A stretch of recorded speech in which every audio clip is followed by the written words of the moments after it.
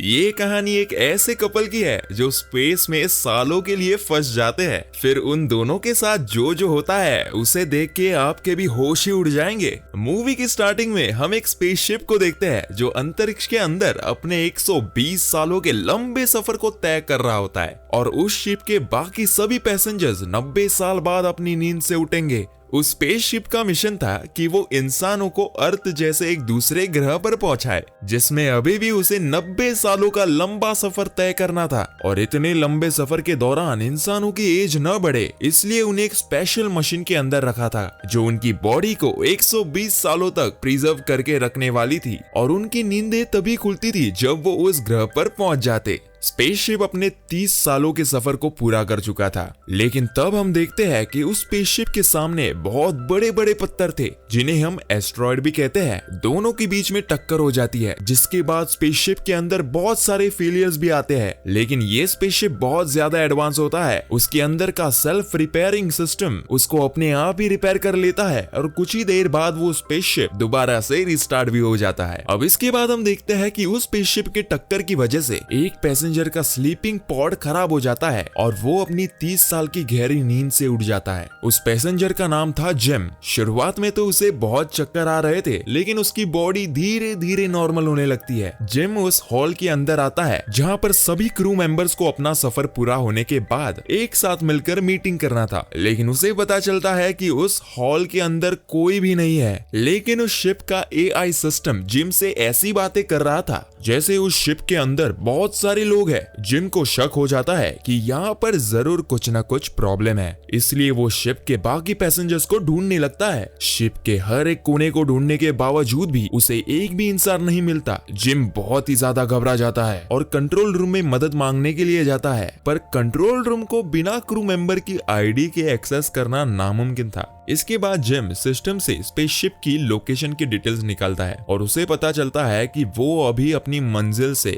90 साल दूर है, जिसका मतलब ये है कि उसकी बॉडी 90 साल पहले एक्टिवेट हो गई है। शिप की इतनी बड़ी खामी के बारे में वो अर्थ के लोगों को बताना चाहता था, इसलिए वो अपना मैसेज रिकॉर्ड करके अर्थ में भेजता है। लेकिन वो ये बात जानकर बहुत ही ज्यादा हैरान हो जाता है कि उसके मैसेज का रिप्लाई आने में 55 साल लग जाएंगे। इसका मतलब ये है कि अब उसे स्पेसशिप में 55 साल बिना किसी की मदद के बिताने थे। जिम हताश होकर वहां से जाने लगता है, लेकिन तभी वो वहां पर किसी को देखता है। उसे लगता है कि वो कोई इंसान है और खुश हो जाता है, लेकिन जब जिम उसके पास जाता है तब उसे पता चलता है कि वो बस एक रोबोट है जिसका नाम आर्थर था। वो बिल्कुल इंसानों की तरह था, बस उसके अंदर फीलिंग्स नहीं थी। इसके बाद जिम खाना खाने के लिए एक मशीन के पास आता है, लेकिन मशीन उसे उसकी पसंद का खाना नहीं देती, क्योंकि वो जिस कैटेगरी के पैसेंजर था उस कैटेगरी में उसे लो ग्रेड फूड ही दिया जाता था। इसके बाद वो एक मैनुअल की मदद से अपने हाइबरनेशन बोर्ड को ठीक करने की कोशिश करता है, लेकिन वो ऐसा नहीं कर पाता।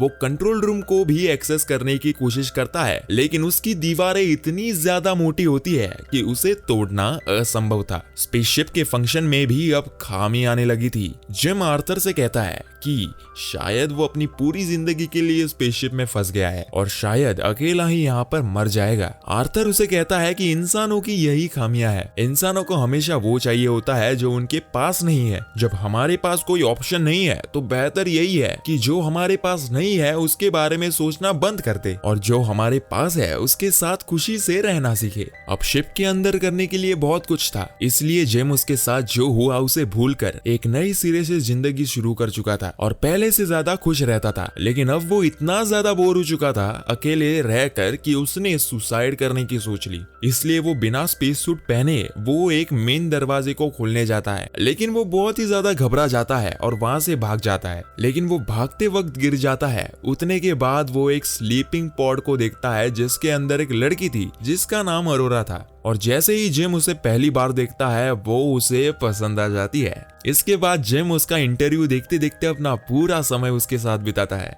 क्योंकि वो इतने साल अकेला रहा था, इसलिए वो चाहता था कि उसके साथ कोई हो जिसके साथ वो अपना समय बिता सके। इसलिए अब वो अरोरा को भी समय से पहले जगाने की सोचता है। जिम को ये पता था कि ऐसा करना गलत है, इसलिए वो कई महीने ऐसे ही बिता देता था, ये सोचते सोचते कि उसे ऐसा करना चाहिए कि नहीं। लेकिन वो फाइनली डिसाइड करता है कि वो अरोरा को उसकी नींद से जगाएगा। जिम अपने बालों को शेव करता है और टूल्स लेकर अरोरा के पास जाता है, जहाँ पर वो उसके स्लीपिंग पॉड में कुछ शॉर्ट सर्किट कर देता है, जिसकी वजह से अरोरा का पॉड खराब हो जाता है और वो अपनी नींद से उठ जाती है। लेकिन इससे पहले कि उसकी आंखें खुलती है, जिम अपने सारे टूल्स लेकर वहां से भाग जाता है और सभी टूल्स को छुपा देता है ताकि अरोरा को कुछ भी न पता चले। लेकिन जब वो दोनों फाइनली एक दूसरे से मिलते हैं, तब अरोरा उससे पूछती है कि बाकी क्रू मेंबर्स कहाँ पर है। उन्हें हमसे एक हफ्ते पहले जग जाना चाहिए था। जिस पर जिम उसे बताता है कि तुम्हारा हाइबरनेशन पॉड खराब हो गया है, जैसे मेरा हुआ था, और हम 89 साल पहले ही जग गए हैं। इसके बाद अरोरा बाकी पैसेंजर्स के पास जाती है, जहां उसे पता चलता है कि वो सभी पैसेंजर्स अभी भी अपने हाइबरनेशन पॉड के अंदर है। जिम उससे कहता है कि तुम आराम कर लो, कल हम इसके बारे में कुछ सोचेंगे। नेक्स्ट मॉर्निंग हम देखते हैं कि अरोरा अपने खाने को लेती है और उसकी प्लेट में बहुत सारा खाना होता है, क्योंकि वो एक गोल्ड क्लास पैसेंजर थी, जबकि जिम पिछले 1 सालों से सेम तरह का खाना खा रहा था। जब अरोरा को पता चलता है तो वो अपनी आईडी से जिम को भी गोल्ड क्लास का खाना देती है। इसके बाद अरोरा भी उस गेट को तोड़ने की कोशिश करती है, लेकिन वो गेट इतने आसानी से टूटने वाला नहीं था। उसे अब यकीन हो चुका था कि अब वो दोनों यहाँ पर फंस चुके हैं। अरोरा एक राइटर होती है, इसलिए वो एक बुक लिखती है जिसमें वो जागने के बाद हर एक वो चीज लिखती है जो उसने अभी तक किया है।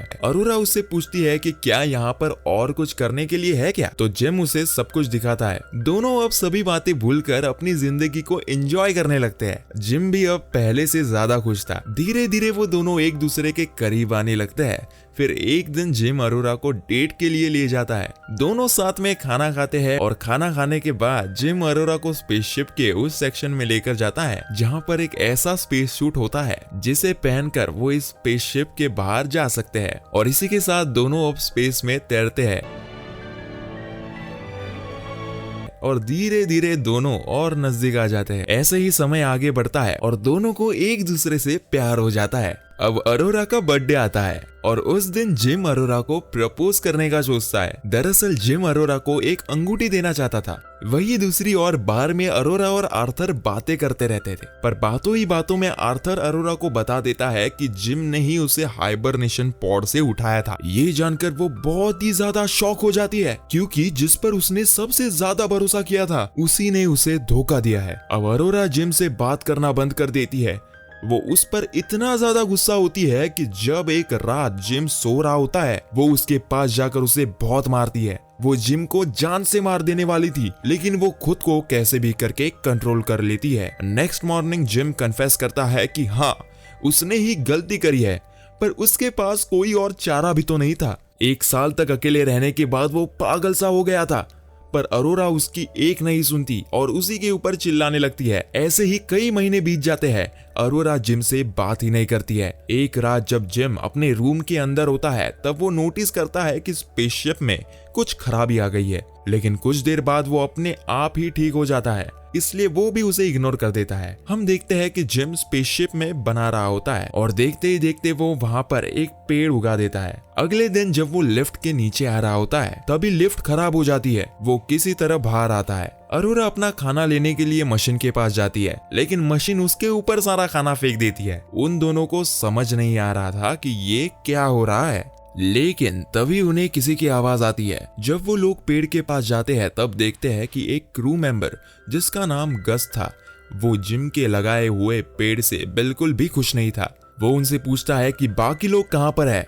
जिम उसे कहता है कि वो सभी हाइबरनेशन पॉड के अंदर सो रहे हैं। गस कंट्रोल रूम के अंदर जाता है ताकि वो चेक कर सके कि शिप में क्या क्या खराबी है, पर उसे कुछ भी नहीं पता चलता। इसलिए वो डिसाइड करता है कि वो सब कुछ मैन्युअली चेक करेंगे। जब वो सभी बाहर आते हैं, तब उनके ऊपर एक रोबोट गिर जाता है। जिम उसे कहता है कि ये 15वां रोबोट है जो खराब हो चुका है।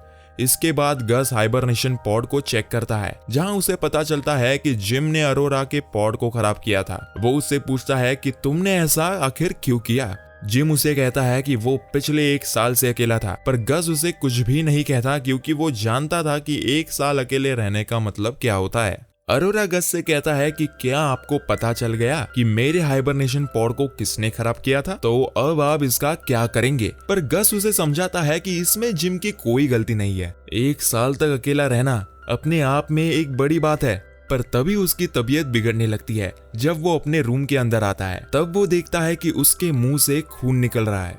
एक रात जब सभी सो रहे होते हैं तभी शिप के अंदर से बिजली चली जाती है, जिसकी वजह से ग्रेविटी बंद हो जाती है और वो सभी हवा में उड़ने लगते हैं। अरोरा, जो कि एक स्विमिंग पूल के अंदर होती है, वो पानी के एक बड़े बबल के अंदर ट्रैप हो जाती है।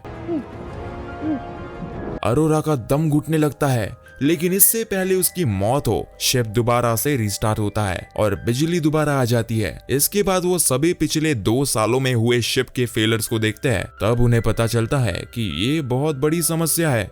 इसके बाद वो सभी पावर सप्लाई रूम के अंदर आते हैं, जहां पर गस बेहोश हो जाता है। जब उसकी बॉडी का स्कैन किया जाता है तब उन्हें पता चलता है कि गस की बॉडी में 612 बीमारियां हैं और उसके टिश्यू धीरे धीरे खत्म हो रहे हैं। इसका मतलब ये था कि गस अब कुछ ही समय के अंदर मरने वाला था। वो ये बात जानकर बहुत ही ज्यादा दुखी हो जाता है और वो उन दोनों से कहता है कि उसे कुछ समय के लिए अकेला रहना है। गस अपनी आईडी उन दोनों को दे देता है ताकि वो कहीं पर भी जा सके। वो उन्हें कहता है कि वो एक दूसरे का ख्याल रखे और इतना कहकर गस की मौत हो जाती है। इसके बाद जिम और अरोरा शिप को ठीक करने जाते हैं, लेकिन अब शिप के अंदर बहुत बड़े फेलर्स आ रहे थे। आर्थर खुद को ही नुकसान पहुंचा रहा था। फिर अरोरा उसे बंद कर देती है। फिर वो दोनों मिलकर शिप के सभी पार्ट्स को रिप्लेस करने लगते हैं। वो दोनों पावर सप्लाई रूम के पास आते हैं। वो गेट ओपन करते हैं, पर शिप के अंदर एक हॉल होता है। दोनों उस हॉल की तरफ खींचने लगते हैं, लेकिन वो दोनों किसी तरह उस हॉल को बंद कर देते हैं। वो दोनों देखते हैं कि उस पूरे शिप के अंदर बहुत सारे होल्स हैं। जब वो लोग मेन पावर सप्लाई के पास आते हैं तब देखते हैं कि पावर सोर्स पूरी तरह से अनस्टेबल हो गया है। वो सभी पार्ट्स को बदलते हैं और जब वो हीट को रिलीज करने के लिए लीवर खींचते हैं तब गेट ओपन नहीं होता। इसका मतलब ये था कि सारी हीट शिप के अंदर ट्रैप हो चुकी थी और उससे अगर जल्दी रिलीज नहीं किया तो वो शिप के अंदर ही ब्लास्ट हो जाएगा। जिम स्पेसशिप से बाहर आता है और उस टनल की ओर जाता है। स्पेसशिप का टेम्परेचर अब बहुत ही ज्यादा बढ़ चुका था। जिमी फिर मैन्युअली लीवर को खींचता है और गेट ओपन हो जाता है, लेकिन जैसे ही वो लीवर को छोड़ देता है तो गेट दोबारा से बंद हो जाता है।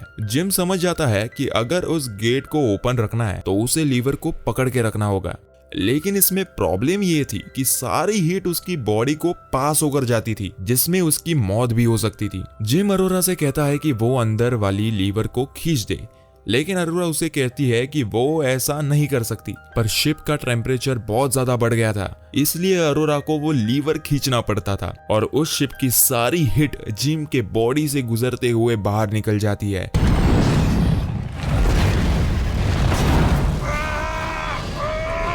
लेकिन इसी बीच जिम का पैर फिसल जाता है और वो इतनी जोर से बाहर आ जाता है कि उसके सूट पर लगी सेफ्टी केबल टूट जाती है और वो थ्रस्टर्स की ओर गिरने लगता है, जिसके अंदर उसकी मौत हो सकती थी। लेकिन वो किसी तरह अपने हाथ में रखे हुए डोर को उसकी तरफ फेंकता है और उससे दूर हो जाता है। शिप दोबारा से ठीक हो गया था, लेकिन जिम अभी भी स्पेस के अंदर था। उसके सूट में छेद हो गया था।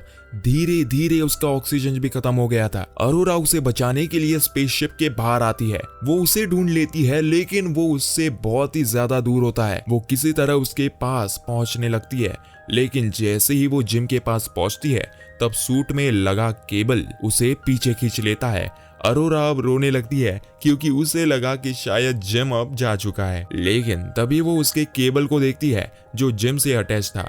अरोरा अब उस केबल को पकड़ लेती है और जिम को स्पेसशिप के अंदर दोबारा से लेती है। इतने समय तक बिना ऑक्सीजन के रहने के कारण जिम का शरीर पूरी तरह से जम गया था। अरोरा उसे एक मेडिकल मशीन में डालती है, जहां पर मशीन उसे बताती है कि जिम की मौत हो चुकी है। लेकिन अरोरा उस मशीन को कमांड देती है कि वो सारे ऑपरेशंस ट्राई करे और उसे बचा ले। फिर जिम का ट्रीटमेंट एक साथ चालू हो जाता है, लेकिन उसकी हालत में कुछ भी फर्क नहीं आता। लेकिन कुछ ही देर बाद जिम की आंखें खुल जाती है, जिसे देखकर अरोरा बहुत ज्यादा खुश हो जाती है। इसके बाद हम देखते हैं कि वो दोनों मिलकर पूरे स्पेसशिप को ठीक कर देते हैं और गस की बॉडी को सम्मान पूर्वक स्पेस में छोड़ देते हैं। जिम को एक और हाइबरनेशन पॉड मिलता है जिसकी मदद से उन दोनों में से कोई एक दोबारा से अपनी नींद के अंदर जा सकता था। जिम अरोरा से कहता है कि तुम दोबारा से अपनी नींद में जा सकती हो और जब तुम्हारी आंखें खुलेगी तो तुम दूसरे ग्रह पर होंगे, लेकिन अरोरा उसे ऐसा करने से मना कर देती है और फाइनली जिम उस रिंग को अरोरा को दे देता है जो उसने कई सालों से संभाल रखी थी। मूवी के लास्ट में हम देखते हैं कि वो स्पेसशिप दूसरे ग्रह पर पहुंच जाता है और स्पेसशिप के सभी क्रू मेंबर जग जाते हैं और वो देखते हैं कि पूरे स्पेसशिप के अंदर बहुत सारे पेड़ है जिसे जिम और अरोरा ने मिलकर लगाया था। शायद इतने सालों के दौरान उन दोनों की मौत हो चुकी थी और इसी के साथ ही ये मूवी यहीं पर खत्म हो जाती है।